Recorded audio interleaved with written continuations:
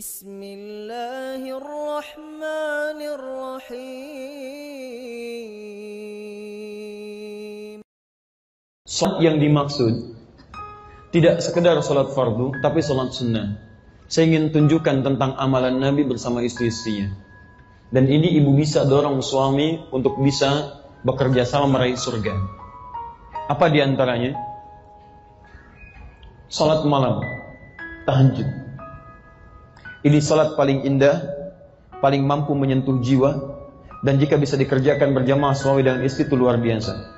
Bahkan pernah istri Nabi Saudah binti Zam'ah radhiyallahu taala anha itu masya Allah dalam keadaan rumah yang terbatas masih salat berjamaah bersama Nabi.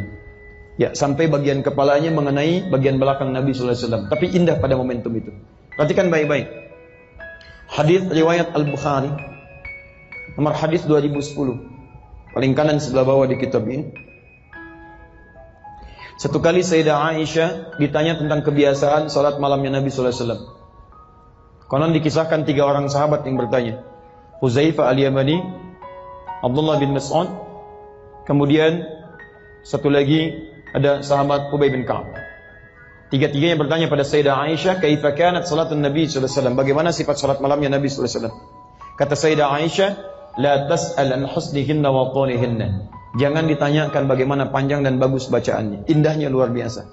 Tapi poinnya kata para ulama, dari mana Sayyidah Aisyah tahu kebiasaan Nabi kalau beliau pun tidak biasa bangun malam? Dibayangkan, suaminya ahli surga, seorang Nabi, tapi itu tidak menghentikan pertemanan beliau dalam ibadahnya dengan Nabi SAW. Sampai-sampai yang luar biasa, itu hadis-hadis yang meriwayatkan tentang kebiasaan Nabi di rumah itu disampaikan oleh istri-istrinya. Ibu pernah dengar Nabi ketika beliau memotivasi istrinya untuk bangun malam. Pernah dengar hadis ini? Lihat, rahimallahu amra'an. Allah merahmati seorang suami yang mencipratkan air di wajah istrinya supaya dia bangun menaikkan salat malam. Seperti Allah merahmati seorang istri yang mencipratkan air di wajah suaminya supaya dia bangun malam. Pernah dengar hadis itu? Tapi tolong baca hadisnya dengan baik ya. Jangan pulang dari sini malam-malam punya rencana tahajud. Masya Allah, suami nggak ada rencana. Pulang capek pekerjaan, ibu bawa gelas diisi air. Slip. Masya Allah. Kenapa mah? Sunnah Nabi Pak. Oh, Masya Allah sunnah Nabi. Baik, lihat baik-baik cara bacanya hadis itu. Maksudnya Anda kompak bersinergi dengan suami menghidupkan ibadah malam. Ternyata Masya Allah, salat malam itu ketika disebutkan di hadis Nabi, itu bukan hanya sifat bagi seorang muslim, tapi sudah jadi kebiasaan bagi seorang muslimah sejak zaman Nabi SAW. Saya berikan rahasia pada ibu buka Quran surah ke-51 ayat 15-23. Ibu bisa kerjakan itu dengan keluarga, ibu dijamin di ayat itu masuk taman surga sekeluarga.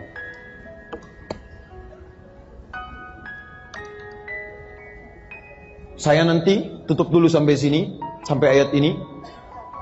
Quran surah 51 Adz-Dzariyat ayat 15 sampai ayat 23, paling kanan dari pertengahan sampai sedikit ke bawah. Baik. Innal muttaqina fi jannatin wa 'uyun. Sungguh ada orang-orang takwa akan ditempatkan di taman surga. Apa keutamaan taman surga? Akhidhina ma atahum rabbuhum.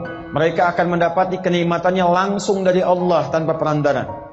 Ada yang dilayani oleh pelayan surga namanya wildanun mukhalladun. Kalau ibu perempuan dilayani pangeran surga, kalau laki-laki dilayani bidadari surga. Tapi yang ini tidak ada pelayan dan bukan pelayan, Allah yang memberikan langsung. Bahkan diperkenankan nanti bisa melihat Allah tanpa sekat. Ada di Quran surah 75 ayat 22 sampai 23. Wujuhu yawma idzin nadhirah. Ada orang yang wajahnya pada saat itu begitu berbinar gembira. Bukan karena masuk surga aja, ila rabbiha nadhirah, karena dia bisa melihat Allah langsung tanpa sekat. Gak usah dibayangkan saat ini. Tidak perlu. Lihat baik-baik. Apa amalannya saat di dunia? Innahum kanu qabla dzalika muhsinin. Mereka itu orang-orang baik yang rajin ibadah saat di dunia. Muhsin itu bukan cuma baik tapi rajin ibadah. Sifatnya disebut ihsan. Ketika disebut ihsan, Nabi mengatakan di hadis Muslim nomor hadis ke-8, anta'budallaha, engkau rajin beribadah kepada Allah. Perhatikan, apa amalan orang ini? Kanu qalila. Amalan pertama kanu, mereka. Kalau mereka itu satu atau dua? Banyak. Mereka kalau diterapkan di keluarga, maka jadi ahli keluarga. Kalau ahli keluarga itu berarti suaminya, ada istrinya, ada anak-anaknya, ada kemuliaannya. Hadirkan kompak tuh, kanu qalila minal laili ma yahja'un. Mereka itu sedikit tidurnya, dia hidupkan malamnya. Ingat, kalau Quran sudah memberikan ayat, Anda jangan tambahi lagi, jangan kurangi. Dikurangi tidak sempurna, ditambahi jadi belok maknanya. Kata Quran, ahli taman surga sedikit tidur. Jangan Anda tambahkan, sedikit-sedikit tidur.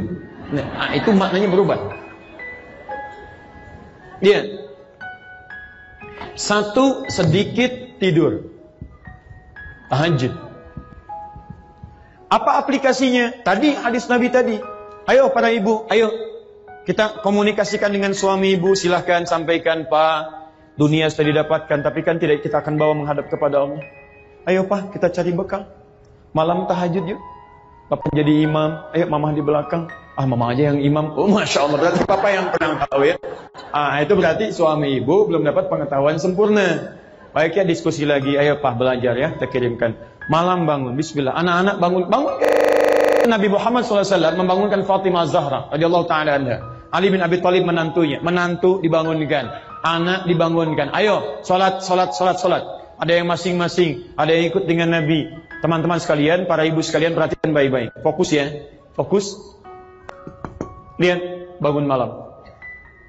Tidak ada yang paling indah kecuali ketika suami ada di depan, istri di belakang dengan anak-anaknya.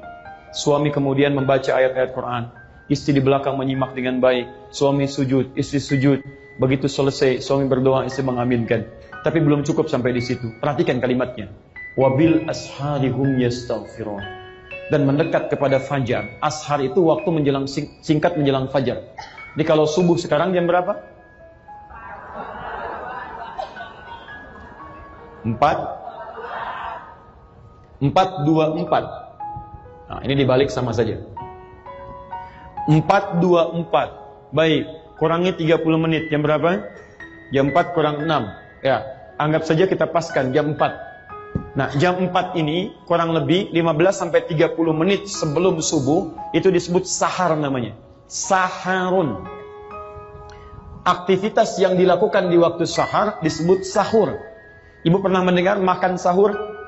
Nah, makan sahur itu artinya makan yang dikerjakan di waktu sahar. Jadi kalau nanti saat Ramadan insya Allah bulan apa? Bulan Ramadan. Ramadan bukan bulan Mei, bulan Ramadan. Ramadan itu bulan Ramadan ya, bukan bulan Mei. Ibu ini kenapa sebetulnya? Biasa. Belum saya tulis sudah kelihatan. Nabi kenal, Imran kenal, Maryam kenal. Hapus enggak, nulis juga enggak. Ramadan bulan Mei, luar biasa. Ayo lihat sini. Lihat. Nanti kalau ibu puasa di bulan apa? Alhamdulillah. Kemudian ibu tunaikan sahur. Kenapa disebut sahur? Makannya itu waktu jeda singkat menjelang fajar. Jadi kalau ibu mau makan sahur, ayo coba kerjakannya minimal 30 menit sebelum subuh. Jadi kalau subuhnya 4:24, ya ibu jam 4 sahur. Kalau ibu sahurnya agak dekat ke waktu fajar, nanti kekuatannya semakin bertambah.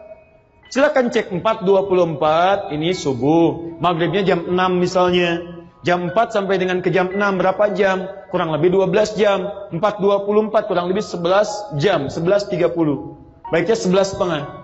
Ya kalau ibu sahurnya jam 4, itu ibu 12 jam bisa menahan lapar. Tapi kalau ibu sahur dari jam 3, 13 jam ibu menahan lapar. Maka dari itu prinsip ini dipakai. Nah, sekarang ahli surga, taman surga, sekeluarga masuk taman surga, langsung diberi kenikmatan oleh Allah. Apa amalannya? Allahu Akbar. Selepas tahajud, dia tidak langsung istirahat dulu.